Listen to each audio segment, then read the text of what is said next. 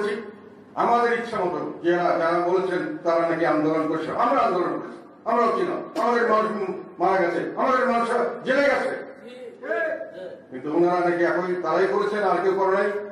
ওনারা যাকে বলবেন ফেসিবাদের বিরুদ্ধে তারাই ফেসিবাদের বিরুদ্ধে, আর যাদের বলবেন ফেসিবাদের দোষর ফেসিবাদ তারাই ফেসিবাদ এবং ফেসিবাদের দোষর করে ওনারা নিজের ইচ্ছায় দেশকে ভাগ করেছেন এবং দেশের মধ্যে ঘৃণা।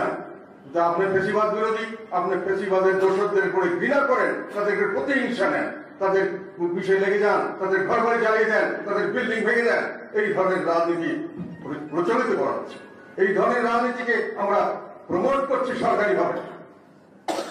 দুর্ভাগ্যের বিষয় হলো এইটাই। ফলে এই পরিস্থিতিতে যখন আইন শৃঙ্খলা নয়, যখন মানুষে এমনিতেই রাহাজানি চুরি বেড়ে যাচ্ছে, তখন আমরা রাজনৈতিকভাবে দেশে বিভক্ত করে দেশকে একটা গৃহযুদ্ধের দিকে নিয়ে যাচ্ছি। এখন দেশকে আমরা গৃহযুদ্ধে নিয়ে যে দেশকে কি ফেইল স্টেট করবো, একটা ফেইল স্টেট ব্যর্থ রাষ্ট্র করার পরে তারপরে আমরা কোথায় গিয়ে দাঁড়াবো, কোথায় যাবো আমরা? আমাদের বেগম ছেলে সামনের দিকে আমাদের নাতি নাতি কোথায় যাবে, কোন দেশে যাবে?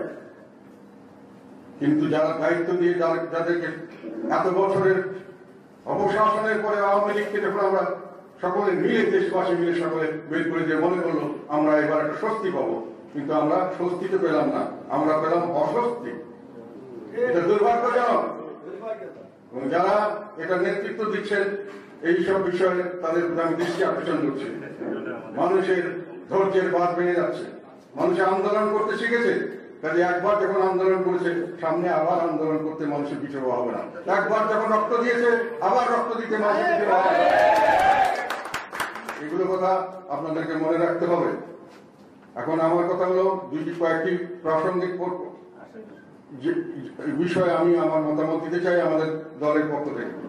সেটা হলো নতুন একটি রাজনৈতিক দল তৈরি করা হচ্ছে ছাত্রদের তরফ থেকে। আমি 100 বার বলেছি এটা ভালো উদ্যোগ, আমরা একে সমর্থন জানাই, এটা আমরা ওয়েলকাম করি। নতুন তরুণ সমাজ, তরুণ তাদের বিদ্যা বুদ্ধি, তাদের স্বপ্ন নিয়ে তারা দেশে রাজনৈতিক দল করবে, সেই রাজনৈতিক দলের মাধ্যমে তারা স্বপ্ন বাস্তবায়ন করবে, এটাতে আপত্তির কিছু থাকার কথা নয়। কিন্তু কথা হলো সরকারি পৃষ্ঠপোষকতা হচ্ছে, সরকারি তহবিল খরচ করে হচ্ছে, সরকারি প্রশাসনিক শক্তি খরচ করে, কর্তৃত্ব খরচ করে হচ্ছে। এটার অর্থ হলো এটাকে বলা হয় কিংস পার্টি হচ্ছে। এখন কিংস পার্টি কি খারাপ?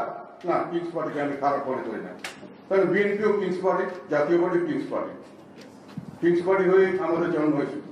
প্রশ্নটা হয়েছে যে 90-এর পর থেকে মানুষের মধ্যে একটা ধারণা হয়েছে যে কিংস পার্টিরা তার মাধ্যমে যদি নির্বাচনের সময় কিংস পার্টি থাকে এবং তার একটা পার্টি থাকে এবং সেই যদি নির্বাচন পরিচালনা করে তাহলে নির্বাচন তার সঠিক হয় না। 91 নির্বাচনে একটা নিরপেক্ষ সরকারের দরকার ছিল। 96 15 ফেব্রুয়ারি নির্বাচন মানুষের অর্জন করেছিল, আবার পরবর্তীকালে জুনে গিয়ে সেই নির্বাচন করেছিল নিরপেক্ষ সরকারের দিনে। কাজে কিংস পার্টি হলে যারা এখন কিংস আছেন তাদেরকে হয়তো কিংসের জায়গা ছেড়ে দিয়ে নতুন একটা কিছু করতে হবে, কারণ নিরপেক্ষতার প্রশ্ন সাপেক্ষ হয়ে যাওয়ার সম্ভাবনা দেখা দিয়েছে। কাজে এই জিনিসটি আমি মনে করি সবাই